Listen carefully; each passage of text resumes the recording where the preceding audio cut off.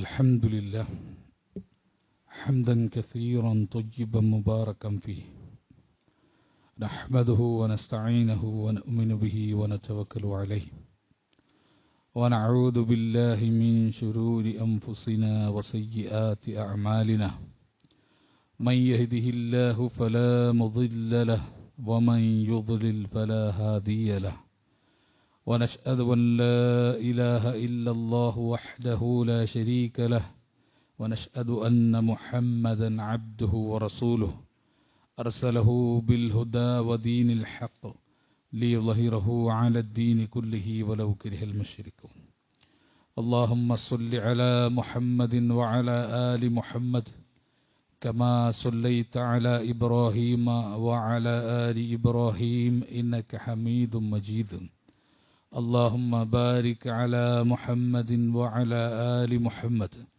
كما باركت على إبراهيم وعلى آل إبراهيم إنك حميد مجيد أما بعد فإن خير الحديث كتاب الله وخير الهدي هدي محمد صلى الله عليه وسلم وشر الأمور محدثاتها وكل محدثة بدعة وكل بدعة ضلالة وكل ضلالة في النار أعوذ بالله من الشيطان الرجيم يا أيها الذين آمنوا اتقوا الله حق تقاته ولا تموتن إلا وأنتم مسلمون يا أيها الناس اتقوا ربكم الذي خلقكم من نفس واحدة وخلق منها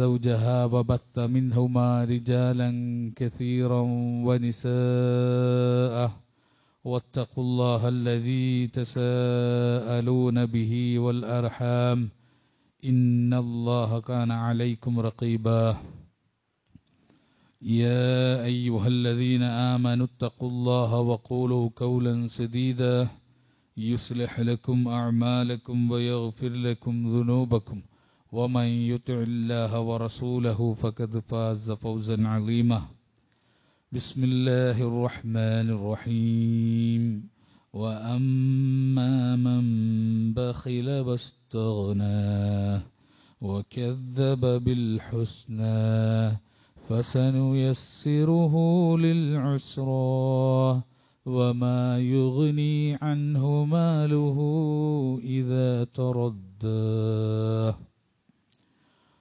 رب اشرح لي صدري ويسر لي أمري واحلل عقدة من لساني يفقهوا قولي. സ്നേഹം നിറഞ്ഞ സത്യവിശ്വാസികളെ വിശ്വാസിനികളെ, അല്ലാഹു സുബ്ഹാനഹു തആലയെ സൂക്ഷിച്ചുകൊണ്ടും അവൻ്റെ വിധിവിലക്കുകൾ കഴിവിൻ്റെ പരമാവധി പാലിച്ചും ശ്രദ്ധിച്ചും സൂക്ഷിച്ചും ജീവിക്കുവാൻ പരിശ്രമിക്കണമെന്ന് അർഹതക്കനുസൃതമായി ഓർമ്മപ്പെടുത്തുകയാണ്, വസിയ്യത്ത് ചെയ്യുകയാണ്. ഇത്തഖുല്ലാഹ ഇബാദല്ലാഹ്. അല്ലാഹു സുബ്ഹാനഹു തആല ധനപരമായ അഭിവൃദ്ധിയുള്ളതുകൊണ്ട്, സാമ്പത്തികമായ ശേഷിയുള്ളതുകൊണ്ട് എങ്ങനെയാണ് ഒരു മനുഷ്യൻ അതിൻ്റെ പേരിൽ നരകത്തിലേക്ക് പോകുന്നത്, നശിച്ചു പോകുന്നത് എന്ന് സൂറത്തുൽ ലൈലിലൂടെ പഠിപ്പിച്ച ഭാഗമാണ് ആമുഖമായി ഞാൻ ഊതിവെച്ചത്. മനുഷ്യനെ വ്യത്യസ്ത പരീക്ഷണങ്ങൾ നാശത്തിലേക്ക് കൊണ്ടുപോകും, നരകത്തിലേക്ക് അവൻ്റെ കൈ പിടിച്ചു കൊണ്ടുപോകും. ചിലപ്പോൾ അത് പട്ടിണിയാകാം, ദാരിദ്ര്യം, അവിവേകം മനുഷ്യനെ കൊണ്ട് ചെയ്യിപ്പിച്ചേക്കും. ചിലപ്പോൾ അത് ഭയമാകാം, അങ്ങേയറ്റത്തെ ഭയം മതവിരുദ്ധമായ കീഴൊതുങ്ങലുകൾക്ക് മനുഷ്യനെ പ്രേരിപ്പിച്ചേക്കും. ചിലപ്പോൾ അത് സുഖാഡംബര ജീവിതമാകാം, അള്ളാഹുവിനെ വിസ്മരിച്ച് ജീവിക്കാൻ അത് മനുഷ്യനെ പ്രേരിപ്പിച്ചേക്കും. ചിലപ്പോൾ അത് സാമ്പത്തികമായ അഭിവൃദ്ധിയാകാം, അതും റബ്ബിനെ മറന്ന് ജീവിക്കുന്നവരുടെ കൂട്ടത്തിൽ മനുഷ്യനെ കൊണ്ടെത്തിച്ചേക്കും. അല്ലാഹു സുബ്ഹാനഹു തആല പറഞ്ഞത് വഅമ്മാ മൻ ബഖില വസ്തഗ്ന, ആരാണ് പിശുക്ക് പിടിച്ചത്, അതുപോലെ തന്നെ സ്വയം പര്യാപ്തത നടിച്ചത്, ധനമുണ്ടാക്കുന്ന 2 ദൂഷ്യങ്ങളെയാണ് അള്ളാഹു സൂചിപ്പിച്ചത്. ഒന്ന് പിശുക്കാണ്, അള്ളാഹു സുബ്ഹാനഹു തആലയുടെ മാർഗത്തിൽ ചെലവ് ചെയ്യാനുള്ള മടി. മറ്റേത് വസ്തഗ്ന, സ്വയം പര്യാപ്തത. ഞാൻ ഉണ്ടാക്കിയ ധനം എൻ്റെ ധനം, എൻ്റെ ഇഷ്ടം പോലെ ചെലവഴിക്കും, അതിനെപ്പറ്റി ചോദിക്കാൻ ഒരാൾക്കും അവകാശമില്ല എന്ന ധാർഷ്ട്യമാണ് അള്ളാഹു സൂചിപ്പിച്ചത്. വകദ്ദബ ബിൽ ഹുസ്ന, ഈ 2 സ്വഭാവവും അതിൻ്റെ ഒരു ആഫ്റ്റർ എഫക്റ്റ് എന്ന നിലയ്ക്ക് വകദ്ദബ ബിൽ ഹുസ്ന, ഏറ്റവും നല്ലതിനെ കളവാക്കും. ഇസ്ലാമികമായിട്ടുള്ള പലതിനെയും കളവാക്കാൻ അവനെ അത് പ്രേരിപ്പിക്കും. അങ്ങനെ അവന് മാറിയാൽ പിശുക്കും സ്വയം പര്യാപ്തതയുടെയും അടയാളമായി അവന്റെ സമ്പത്ത് അവനെ മാറ്റിക്കഴിഞ്ഞാൽ ഫസനുയസ്സിറുഹു, അവന് നാം എളുപ്പമാക്കി കൊടുക്കും. എന്തെളുപ്പമാക്കും? ലിൽ ഉസ്റാ, ഞെരുക്കത്തിലേക്കുള്ള വഴി എളുപ്പമാക്കി കൊടുക്കും. ഞെരുക്കത്തിലേക്കുള്ള വഴി നാം അവന് എളുപ്പമാക്കി കൊടുക്കും. വമാ യുഗ്നി അൻഹു മാലുഹു, അവന്റെ ധനം അവന് ഉപകാരപ്പെട്ടില്ല. ഇദാ തറദ്ദ, അവൻ വീണപ്പോൾ. മനുഷ്യന് വീഴുന്നൊരു സമയമുണ്ടാവും. ഈ അഹംഭാവം നടിച്ച, പിശുക്ക് പിടിച്ച, ഇസ്ലാമിക നന്മകളെ കളവാക്കി ജീവിച്ച ജീവിതമുണ്ടല്ലോ, ആ ജീവിതം ഞെരുക്കത്തിലേക്കുള്ള പോക്കാണ്. ഞെരുക്കത്തിലേക്കുള്ള പോക്കാണ്. ആ ഞെരുക്കത്തിന്റെ അന്ത്യത്തിൽ മനുഷ്യൻ വീഴും. അതാര് ഓടിയാലും നടന്നാലും വീഴും. ആ വീഴ്ചയുടെ സമയത്ത് വമാ യുഗ്നി അൻഹു മാലുഹു, അവന്റെ ധനം അവൻ ഉപകാരപ്പെട്ടില്ല. അപ്പൊ ധനം കൊണ്ട് ഒരു പ്രയോജനവും മനുഷ്യനില്ലാതിരിക്കും എന്ന് അള്ളാഹു സുബ്ഹാനഹു തആല പഠിപ്പിക്കുകയാണ്. നമുക്കറിയാം, ഇസ്ലാമിൽ മുസ്ലിമിനുമേൽ, മുഅ്മിനിനുമേൽ അള്ളാഹു സുബ്ഹാനഹു തആല ധനം കൊണ്ട് ഒരു ഹക്ക് രേഖപ്പെടുത്തിയിട്ടുണ്ട്. നമ്മുടെ സമ്പത്തിനെ സംബന്ധിച്ച് അള്ളാഹ് നമ്മളെ പഠിപ്പിച്ചൊരു കാര്യമുണ്ട്. നമ്മൾ സമ്പാദിക്കുന്നത്, നമ്മൾ ഉണ്ടാക്കുന്നത് നമ്മുടേത് മാത്രമല്ല. നമുക്ക് അള്ളാഹു സുബ്ഹാനഹു തആല നൽകുന്നത് അതിൽ നിശ്ചിതമായ ഒരു ഓഹരി മറ്റു പല ആളുകൾക്കും ഉണ്ട് എന്ന് വിശ്വസിക്കുന്നവരാണ് നമ്മൾ. അതിനെയാണ് ഇസ്ലാം സക്കാത്ത് എന്ന് പഠിപ്പിച്ചത്. സക്കാത്ത് എന്ന് പറഞ്ഞാൽ എന്താ? സക്കാത്ത് എന്ന് പറഞ്ഞാൽ ഞാൻ ആദ്യം തിരിച്ചറിയുകയാണ്, എനിക്ക് റബ്ബ് നൽകിയ ധനം, ആ ധനത്തിന്റെ 2.5% എന്റേതല്ല. ഈ തിരിച്ചറിവിനെയാണ് സക്കാത്ത് എന്ന് പറയാം. ആ 2.5%ന് വേറെ അവകാശികളുണ്ട്. ആ അവകാശികൾക്ക് ഹക്ക് ഞാൻ കൊടുക്കാതെ ആ 2.5% എന്നിലേക്ക്, എൻ്റെ സുഖങ്ങളിലേക്ക്, എൻ്റെ ജീവിത വ്യവഹാരങ്ങളിലേക്ക് ആ 2.5% ഞാൻ കൊണ്ടുവന്നാൽ അള്ളാഹു എനിക്ക് ഹലാലാക്കിയ 97.5% ഹറാമാക്കപ്പെടും, അല്ലെങ്കിൽ ഹറാം കലർന്നു പോകും. ഇത് മുസ്ലിം മനസ്സിലാക്കണം. ഒരു മുസ്ലിം, ഒരു വിശ്വാസി സംസ്കരിക്കപ്പെട്ടവരും ശുദ്ധീകരിക്കപ്പെട്ടവരും ആകണമെങ്കിൽ അള്ളാഹു സുബ്ഹാനഹു തആല ചില മാനദണ്ഡങ്ങൾ നിശ്ചയിച്ചിട്ടുണ്ട്. ആ മാനദണ്ഡത്തിൽ പെട്ടതാണ് വിശുദ്ധ ഖുർആൻ സൂചിപ്പിച്ചത് ഖുദ് മിൻ അംവാലിഹിം സദഖ. ഖുർആൻ സക്കാത്ത് എന്നല്ല പ്രയോഗിച്ചത്, സദഖ എന്നാണ് പ്രയോഗിച്ചത്.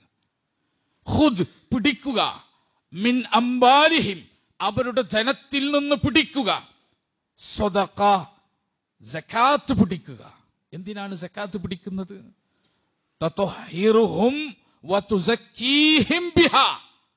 ആ സക്കാത്ത് കൊടുക്കുന്നത് മൂലം നിർധനന്റെയും പാവപ്പെട്ടവന്റെയും ദരിദ്രന്റെയും ഓഹരി തന്റെ ധനത്തിൽ നിന്ന് കൃത്യമായി അളന്നു മാറ്റി കൊടുക്കുന്നത് മൂലം തുതഹിറുഹും, അവർ ശുദ്ധീകരിക്കപ്പെടും, വതുസക്കീഹിം ബിഹാ, അതുകൊണ്ട് അവർ സംസ്കരിക്കപ്പെടുന്നു. സംസ്കരിക്കപ്പെടണമെങ്കിൽ, ശുദ്ധിയാക്കപ്പെടണമെങ്കിൽ, വിശുദ്ധനാവണമെങ്കിൽ സക്കാത്ത് എന്നത് അള്ളാഹു അടയാളമാക്കി വെച്ചു. വസല്ലി അലൈഹിം, അങ്ങനെ സക്കാത്ത് നൽകിയവർക്ക് വേണ്ടി നബിയെ താങ്കൾ പ്രാർത്ഥിക്കുക. ഇന്ന സ്വലാത്തക സകനുൻ ലഹും, താങ്കളുടെ പ്രാർത്ഥന അവർക്കൊരു മനസ്സമാധാനമാണ്. സക്കാത്ത് കൊടുത്തവർക്ക് വേണ്ടി പ്രാർത്ഥിക്കുക. സക്കാത്ത് കൊടുത്തവൻ ശുദ്ധീകരിക്കപ്പെട്ടവനാണ്, അല്ലാത്തവൻ അശുദ്ധനാണ്. അശുദ്ധനായിട്ടാണ് അവൻ എവിടേക്കെത്തുക? പരലോകത്തേക്ക് എത്തുക. അല്ലാഹു സുബ്ഹാനഹു തആല പഠിപ്പിച്ചു തന്നു, ശരിയായ മതം സ്വീകരിച്ചവനെ പറ്റി, മതത്തെ നേരെ ചൊവ്വെ സ്വീകരിച്ചവനെ പറ്റി അല്ലാഹു പറഞ്ഞത്, വമാ ഉമിറു ഇല്ലാ ലിയഅബ്ദുല്ലാഹ മുഖ്ലിസീന ലഹുദ്ദീന ഹുനഫാ. അല്ലാഹുവിനെ നിഷ്കളങ്കമായി ഋജുമനസ്കനായി ആരാധിക്കാനല്ലാതെ ഒന്നും കൽപ്പിക്കപ്പെട്ടിട്ടില്ല.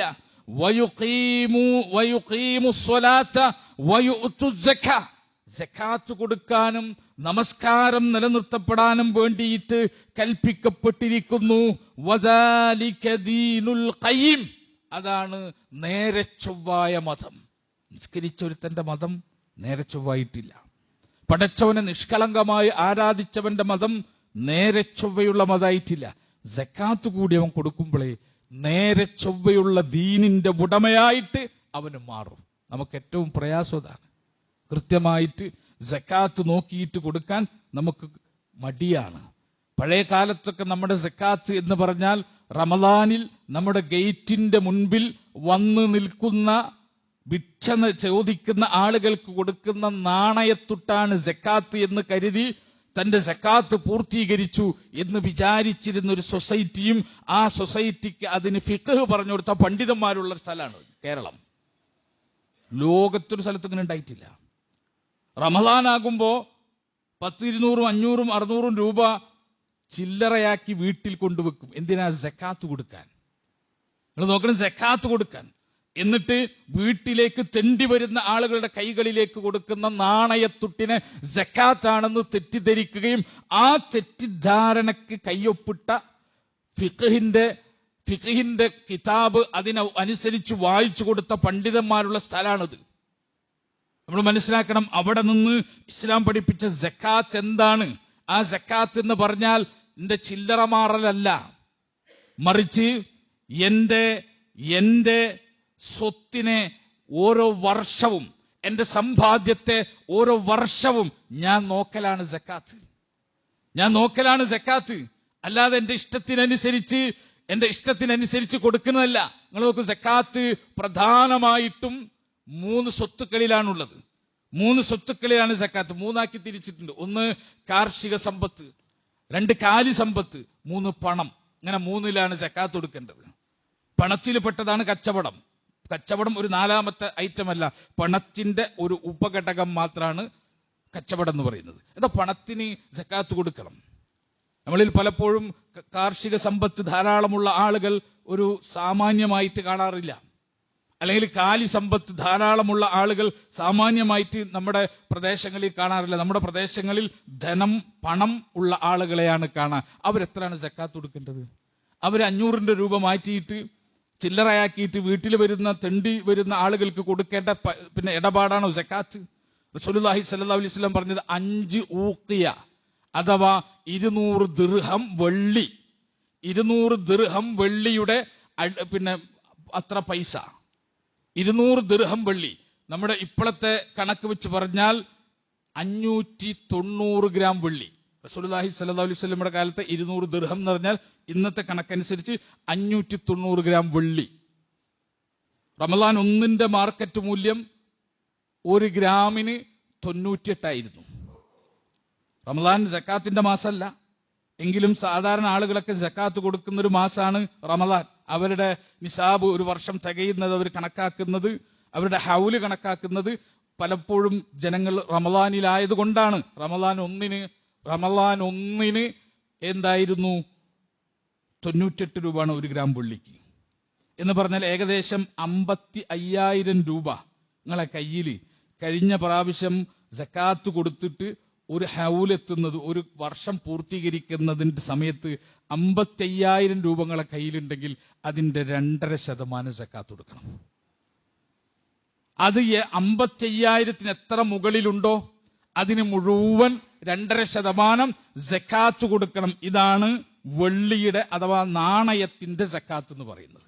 ഇനി സ്വർണം പലപ്പോഴും ആഭരണം. റസൂലുള്ളാഹി സ്വല്ലല്ലാഹു അലൈഹി വസല്ലമയുടെ കാലത്ത് സ്വർണം എന്ന് പറയുന്നത് എന്തായിരുന്നു? സ്വർണം നാണയായിരുന്നു.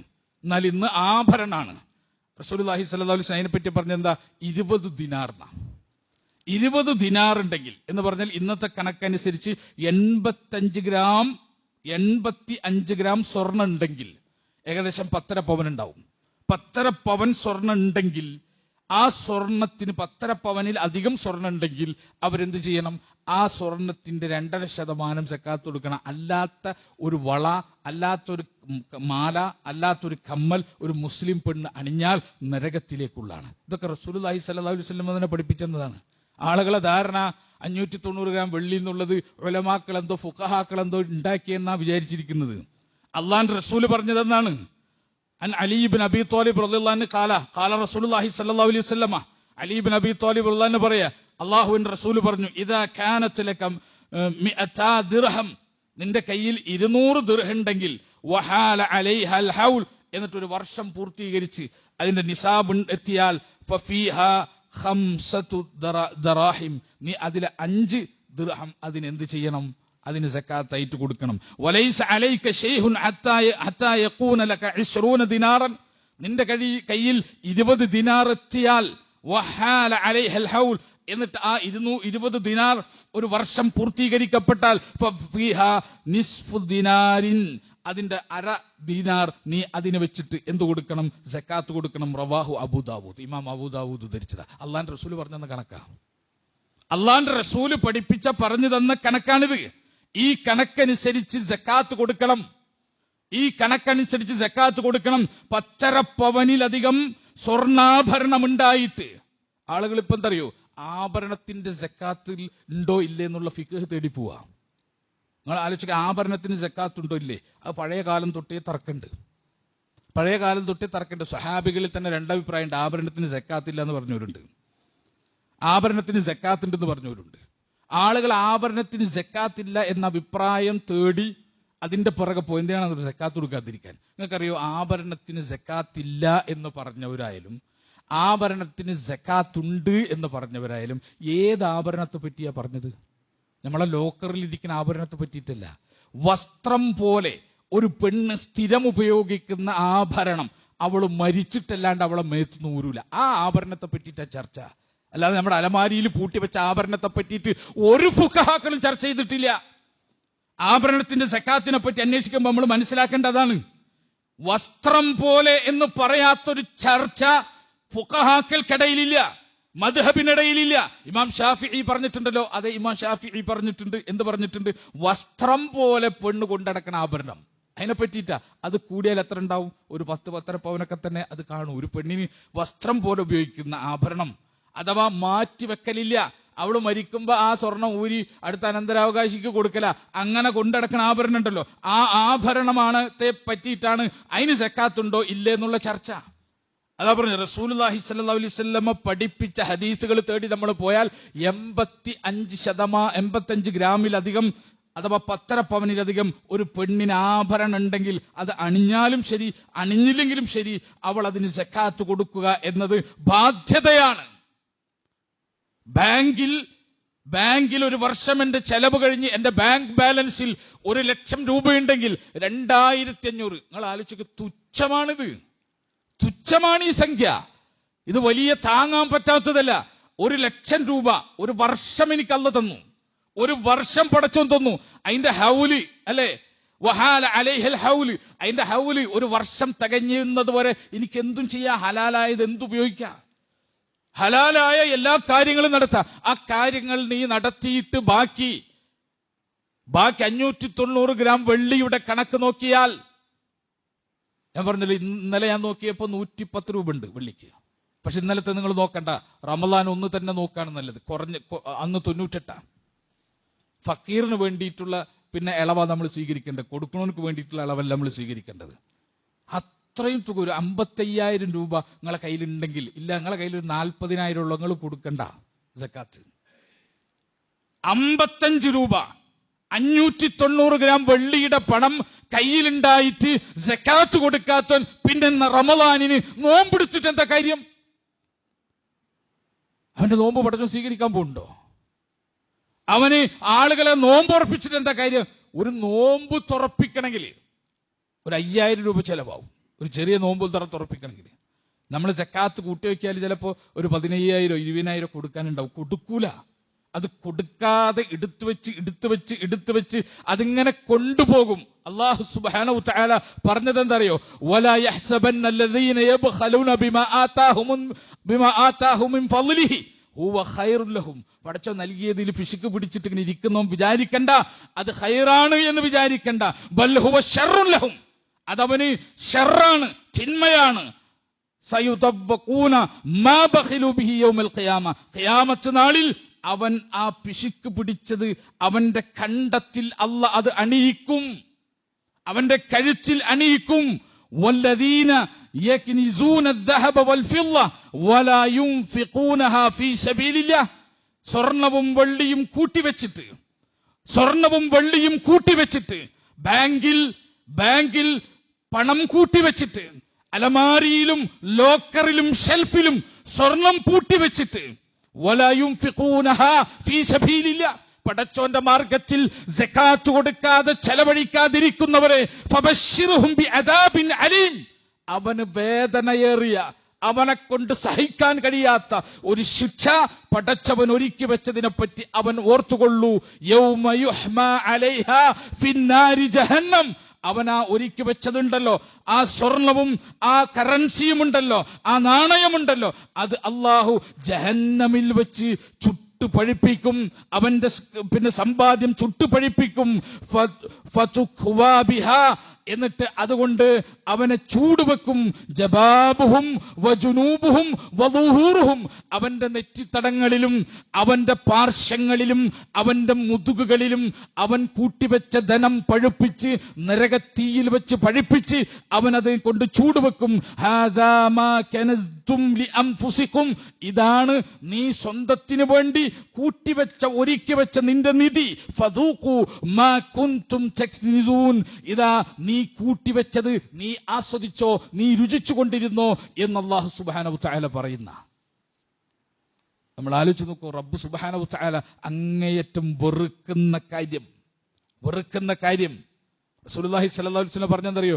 മാനിഉസ് സകാത്തി യൗമൽ ഖിയാമത്തി ഫിന്നാർ എന്നാണ്. സകാത്ത് തടഞ്ഞോൻ, സകാത്ത് കൊടുക്കാതിരുന്നോൻ എങ്ങനെ കൊടുക്കണം? അവന്റെ വരവ് ചെലവ് കണക്ക് കൃത്യമായി നോക്കിയിട്ട് കൊടുക്കണം. അവന്റെ സമ്പത്ത് നോക്കണം. ശമ്പളാണെങ്കിൽ ഒരു മാസം അവനെങ്ങനെ ശമ്പളം കിട്ടുന്നു, ആ ശമ്പളം എഴുതി വെക്കണം. 10,000 രൂപ അവന് ഒരു മാസം കിട്ടാണെങ്കിൽ ഒരു വർഷം അവന് എത്ര കിട്ടും? 1,20,000 രൂപ അവനുണ്ടാവും. അത് അവൻ എന്ത് ചെയ്യണം? അവന്റെ അടിസ്ഥാന ചെലവ് നോക്കണം. വിദ്യാഭ്യാസം, മക്കളുടെ ഭക്ഷണം, ആശുപത്രി ചെലവുകൾ, ഇങ്ങനെ അടിസ്ഥാന ചെലവ്.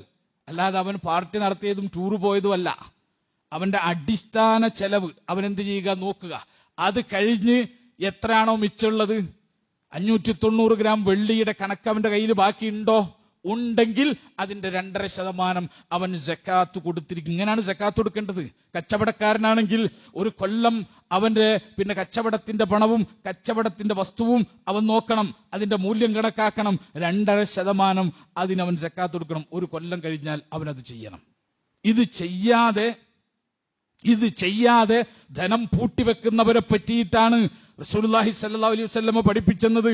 മൻ അതാഹുല്ലാഹു മാലൻ, ഒരുത്തിന് അല്ലാഹു മാല് നൽകി, ധനം നൽകി, ഫലം യുഅദ്ദി സകാതഹു, എന്നിട്ട് അവൻ അതിന്റെ സകാത്ത് കൊടുത്തിട്ടില്ല.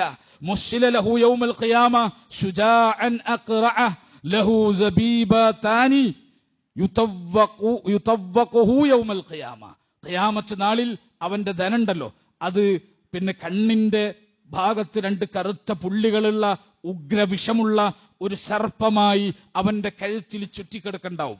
അവൻ പൂട്ടിവെച്ചതേ, സക്കാത്ത് കൊടുക്കാതെ അവൻ പൂട്ടിവെച്ചത്, ബാങ്കിൽ സൂക്ഷിച്ചു വെച്ചത്, അവന്റെ അലമാരിയിലും ലോക്കറിലും അവൻ സൂക്ഷിച്ചു വെച്ചതുണ്ടല്ലോ, അതെല്ലാം ഉഗ്രവിഷമുള്ള ഒരു സർപ്പമായി അവന്റെ കഴുത്തിലുണ്ടാകും. അത് അവന്റെ ആടിയെല്ലിൽ കടിച്ചു പിടിച്ചിട്ടുണ്ടാകും.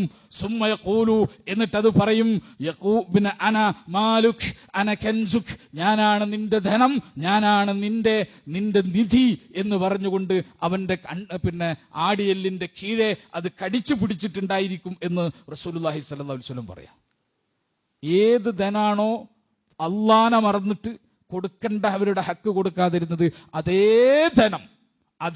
ധനം കൊണ്ട് നരകത്തിൽ ശിക്ഷിക്കപ്പെടും. നരകത്തിലായിരിക്കും, നരകത്തിൽ തന്നെ അവന് സെപ്പറേറ്റ് ശിക്ഷ ആ ധനം കൊണ്ട് അല്ലാഹു സുബ്ഹാനഹു വ തആല നൽകും. അതുകൊണ്ട് അലി ഇബ്നു അബി ത്വാലിബ് റളിയല്ലാഹു അൻഹു പറഞ്ഞത്, ഇന്നല്ലാഹ ഫറള അലൽ അഅനിയാഇൽ മുസ്ലിമീന ഫീ അംവാലിഹിം ബിഖദരില്ലദീ യസ്ഉ ഫുഖറാഅഹും.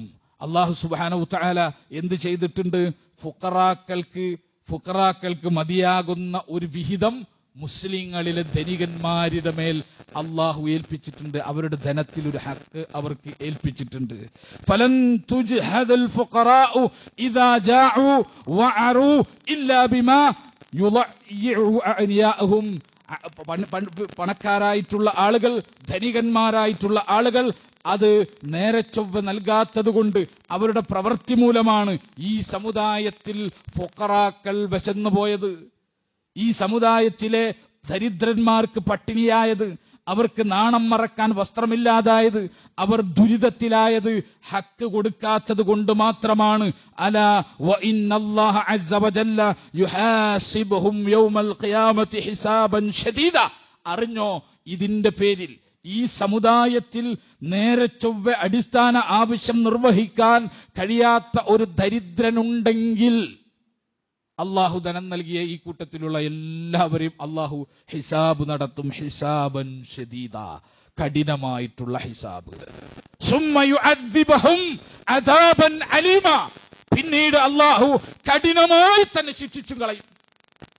ഒരു സൊസൈറ്റിയിൽ നമ്മൾ ജീവിക്കുമ്പോൾ ധനമുണ്ടെങ്കിൽ ആ സൊസൈറ്റിയിൽ മരുന്ന് വാങ്ങാൻ മുസ്ലിങ്ങളെ കൂട്ടത്തിൽ ഒരുത്തിന് കാശില്ലാതെ അവൻ കഷ്ടപ്പെട്ടാൽ നമ്മളെല്ലാം ശിക്ഷിക്കും, നമ്മളെല്ലാം കൊണ്ടുവരും. ഒരു സൊസൈറ്റിയിൽ ഒന്ന് കയറിക്കിടക്കാൻ ഒരു കിടപ്പാടമില്ലാതെ മുസ്ലിമീങ്ങളിലെ ദരിദ്രന്മാര് വിഷമിച്ചാൽ, ഭക്ഷണം കഴിക്കാനില്ലാതെ, വസ്ത്രം മാറാനില്ലാതെ, ഒരു സൊസൈറ്റിയിലെ ഫുഖറാക്കളായിട്ടുള്ള മുസ്ലിമീങ്ങൾ അവർ വിഷമിച്ചാൽ, അള്ളാഹുവിന്റെ റസൂലിന്റെ സഹാബി പഠിപ്പിക്കുന്നു, അവരിലെ അഗ്നിയാ, അവരിലെ ധനികന്മാർ അവരെ അള്ളാഹു സുബ്ഹാനഹു വ തആല പ്രത്യേകം വിളിക്കും. അതുകൊണ്ട് വിശ്വാസികളെ നമ്മൾ മനസ്സിലാക്കിക്കൊള്ളണം, അത് നമ്മുടെ ധനല്ല, 2.5% നമ്മുടേതല്ല, നമുക്ക് തൊടാൻ പാടില്ല, നമ്മെ ഏൽപ്പിച്ചിരിക്കുന്നു നമുക്കൊരു പരീക്ഷണമായിട്ട്. ഇതാണ് സക്കാത്ത്. ഈ സക്കാത്ത് കൊടുക്കാൻ നമുക്ക് കഴിയണം. ആ സക്കാത്ത് അള്ളാഹുവിന്റെ പൊരുത്തത്തിന് വേണ്ടി കൊടുക്കുന്ന വിശ്വാസികളിൽ ഉൾപ്പെട്ടെങ്കിൽ മാത്രമേ അള്ളാഹു സുബ്ഹാനഹു വ തആല നമ്മളെ മുഅ്മിനായിട്ട് തന്നെ പരിഗണിക്കാൻ പോകുന്നുള്ളൂ. വിശ്വാസിയായിട്ട് തന്നെ അള്ളാഹ് പരിഗണിക്കണമെങ്കിൽ അത് വേണം എന്ന് മനസ്സിലാക്കുക. റബ്ബ് സുബ്ഹാനഹു വ തആല കൃത്യമായി സക്കാത്ത് കൊടുക്കുന്ന വിശ്വാസികളിൽ നാം ഏവരെയും ഉൾപ്പെടുത്തി അനുഗ്രഹിക്കുമാറാകട്ടെ.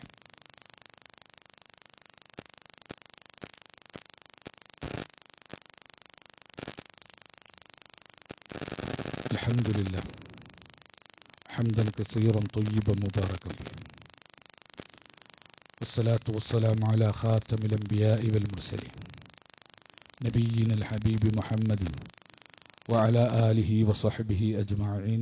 അമാ ബഅദ്, ഇത്തഖുല്ലാഹ ഇബാദല്ലാഹ്. സ്നേഹം നിറഞ്ഞ സത്യവിശ്വാസികളെ, വിശ്വാസിനികളെ, അല്ലാഹു സുബ്ഹാനഹു വ തആലയെ സൂക്ഷിച്ചുകൊണ്ട് ജീവിക്കണമെന്ന് ഒരിക്കൽ കൂടി അർഹതക്കനുസൃതമായി ഓർമ്മപ്പെടുത്തുകയാണ്, വസിയ്യത്ത് ചെയ്യുകയാണ്. അല്ലാഹു സുബ്ഹാനഹു വ തആല വിശ്വാസികളെ പറ്റി പറഞ്ഞപ്പോൾ അല്ലാഹു പറഞ്ഞത്, വ ഇൻ താബു വ അഖീമുസ്സലാ, അവർ തൗബ ചെയ്ത് മടങ്ങുകയും അവരുടെ തെറ്റുകളിൽ അവർ ഖേദിച്ച് മടങ്ങുകയും വ അഖാമുസ്സലാ, നമസ്കാരം നിലനിർത്തുകയും ചെയ്താൽ, വ ആതവു സക്കാത്ത, സക്കാത്ത് കൊടുക്കുകയും ചെയ്താൽ ഫഇഖ്വാനുക്കും ഫിദ്ദീൻ, അപ്പോൾ അവർ മതത്തിൽ നിങ്ങളുടെ സഹോദരന്മാരാകുന്നു. നമസ്കാരവും സക്കാത്തും ഉള്ളവനാണ് മതത്തിൽ നമ്മുടെ സഹോദരന്മാർ. നമസ്കരിക്കും, സക്കാത്ത് കൊടുക്കില്ല, അവൻ മുസ്ലിം സഹോദരനായിട്ട് നമുക്ക് പരിഗണിക്കേണ്ടതില്ല, നമ്മുടെ സഹോദരനായിട്ട് പരിഗണിക്കേണ്ടതില്ല. സഹോദരനായിട്ട് അവനെ പരിഗണിക്കണമെങ്കിൽ അവൻ സക്കാത്ത് കൊടുക്കുന്നവനും കൂടിയായിരിക്കണം.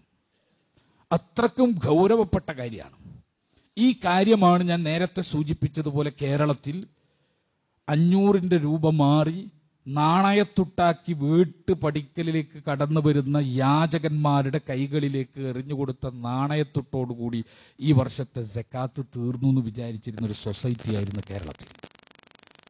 ആ സൊസൈറ്റിയിൽ നിന്ന് സക്കാത്ത് എന്ന് പറഞ്ഞാൽ മനുഷ്യൻ അവന്റെ വരുമാനത്തിൽ നിന്ന് ഒരു വർഷം തികയുമ്പോൾ ആ വരുമാനത്തെ കണക്ക് കൂട്ടിയിട്ട് 2.5% മാറ്റിവെക്കുന്ന ഏർപ്പാടാണ് എന്ന് പഠിപ്പിച്ചത് ഈ കേരളത്തിൽ രൂപപ്പെട്ട സക്കാത്ത് സെല്ലുകളാണ്. കേരളത്തിൽ രൂപം കൊണ്ട സക്കാത്ത് സെല്ലുകളാണ്, സംഘടിതമായ സക്കാത്ത് സംവിധാനങ്ങളാണ്. ആ സംഘടിതമായ സക്കാത്ത് സംവിധാനം വന്നപ്പോൾ ആളുകൾ ബഹളുണ്ടാക്കി.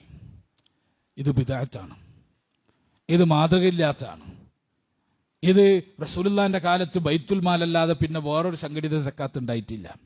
ശരി, ഇസ്ലാമിക രാജ്യങ്ങളിൽ ഖലീഫയുടെ കീഴിലുള്ള ബൈത്തുൽ മാലിന്റെ ഉദ്യോഗസ്ഥരാണ് സക്കാത്ത് പിരിക്കുക, ഒരു അഭിപ്രായ വ്യത്യാസമില്ല. പക്ഷെ ഇസ്ലാമിക ഭരണമില്ലാത്തവിടത്ത് എന്ത് ചെയ്യണം? ഇസ്ലാമിക ഭരണമില്ലാത്തടത്ത് സക്കാത്ത് കൊടുക്കണ്ടെന്ന് അഭിപ്രായമുള്ള ഫിഖ് പറഞ്ഞ പണ്ഡിതന്മാരുണ്ട്.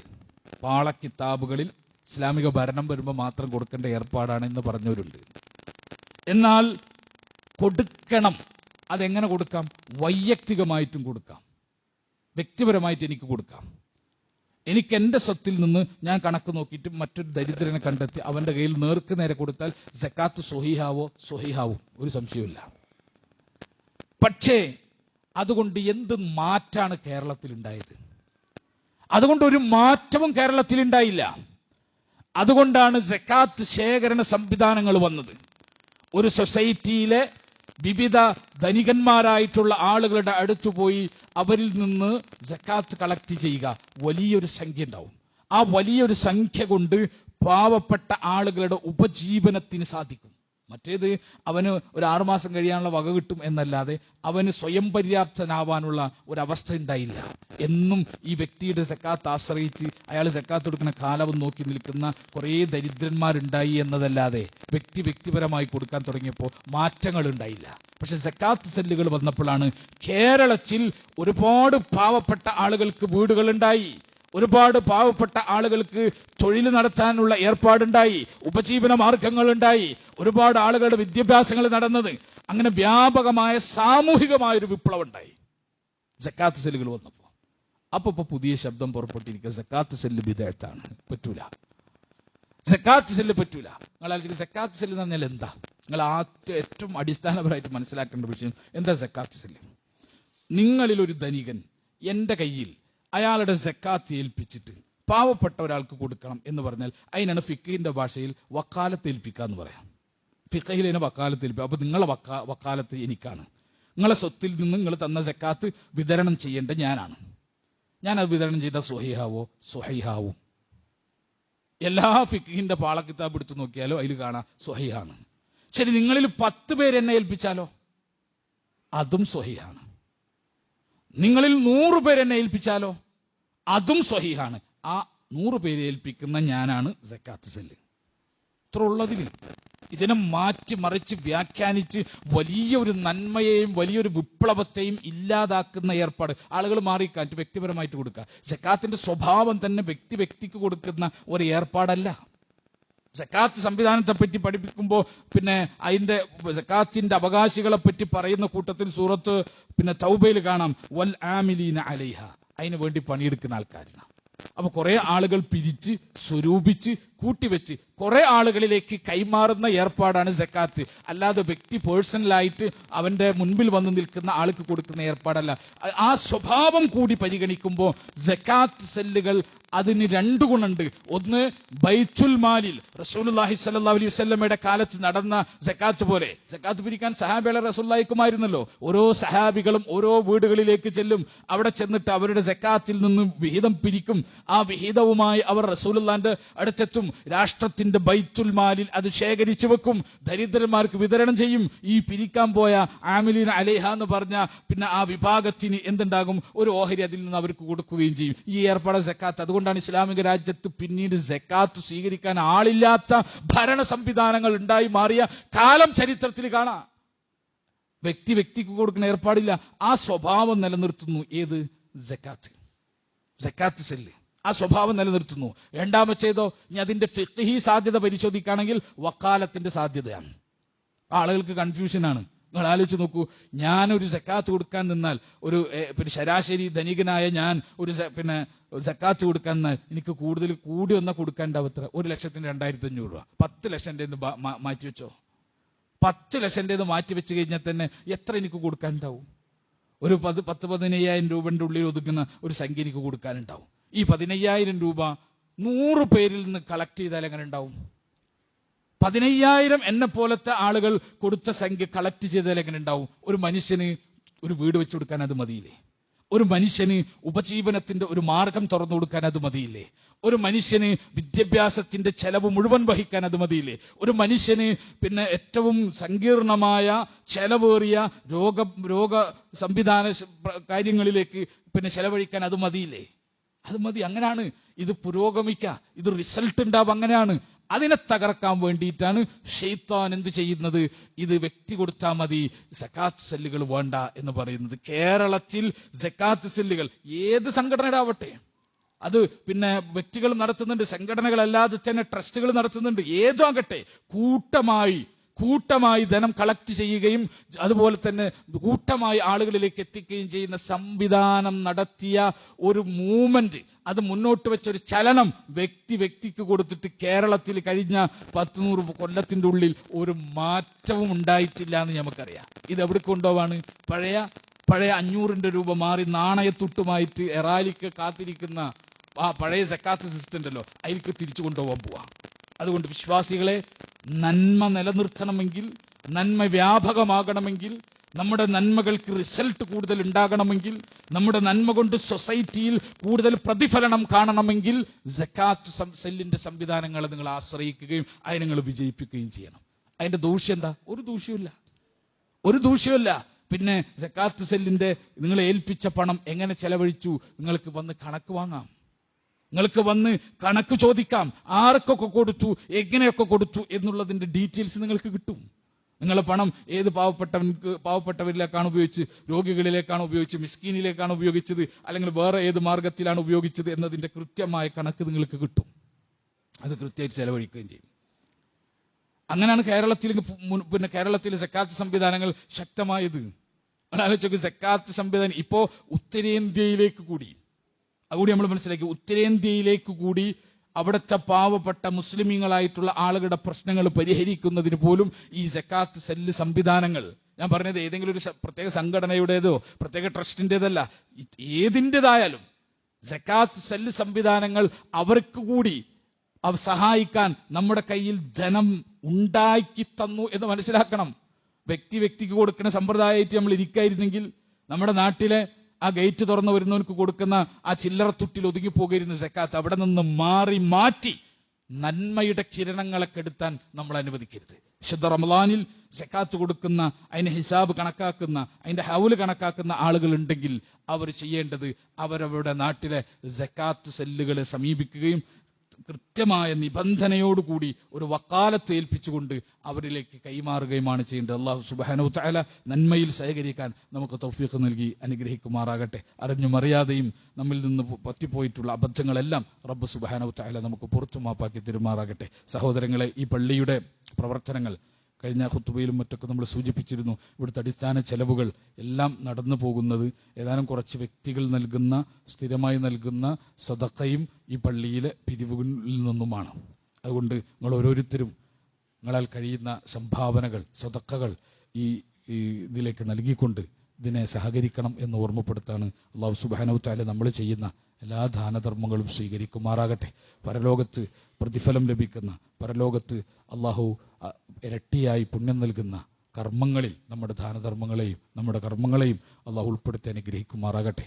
അറിഞ്ഞും അറിയാതെയും രഹസ്യമായും പരസ്യമായും നമ്മുടെ ജീവിതത്തിൽ സംഭവിച്ചു പോയ എല്ലാ തെറ്റുകളും പാപങ്ങളും ഒന്നൊഴിയാതെ റബ്ബ് നമുക്ക് പുറത്തു മാപ്പാക്കി തരുമാറാകട്ടെ. അവൻ്റെ ജന്നാത്തുൽ ഫിർദൗസിൽ കുടുംബത്തോടു കൂടി പ്രവേശിക്കുന്ന വിശ്വാസികളിൽ അള്ളാഹു നാം ഏവരെയും ഉൾപ്പെടുത്തി അനുഗ്രഹിക്കുമാറാകട്ടെ. അള്ളാഹു സുബ്ഹാനഹു തആല വിശ്വാസികളുടെ കൂട്ടത്തിൽ ജീവിച്ച്, വിശ്വാസികളുടെ കൂട്ടത്തിൽ മരിച്ച്, വിശ്വാസികളുടെ കൂട്ടത്തിൽ ഉയർത്തെഴുന്നേൽക്കുന്ന വിശ്വാസികളിൽ അള്ളാഹു നമ്മളെ ഉൾപ്പെടുത്തി അനുഗ്രഹിക്കുമാറാകട്ടെ. ഏറ്റവും നല്ല നന്മകൾ അനുഷ്ഠിക്കുന്ന വേളയിൽ മരണപ്പെടുന്ന സൗഭാഗ്യവാന്മാരിൽ അള്ളാഹു നമ്മളെ ഉൾപ്പെടുത്തുമാറാകട്ടെ. തിന്മകൾ ചെയ്തു പോകുന്ന വേളയിൽ മരണപ്പെടുന്ന ദുർഭാഗ്യവാന്മാരിൽ നിന്ന് അള്ളാഹു നാം ഏവരെയും കാത്ത് സംരക്ഷിക്കുമാറാകട്ടെ. അല്ലാഹുമ്മ ഗ്ഫിർ ലിൽ മുഅ്മിനീന വൽ മുഅ്മിനാത്ത് വൽ മുസ്ലിമീന വൽ മുസ്ലിമാത്ത് അൽ അഹ്യാഇ മിൻഹും വൽ അംവാത്ത് ഇന്നക മുജീബു ദഅവാതി യാ ഖാദിയൽ ഹജാത്ത്. റബ്ബനാ ലാ തുസിഗ് ഖുലൂബനാ ബഅദ ഇദ് ഹദൈതനാ വഹബ് ലനാ മിൻ ലദുൻക റഹ്മ ഇന്നക അൻതൽ വഹ്ഹാബ്.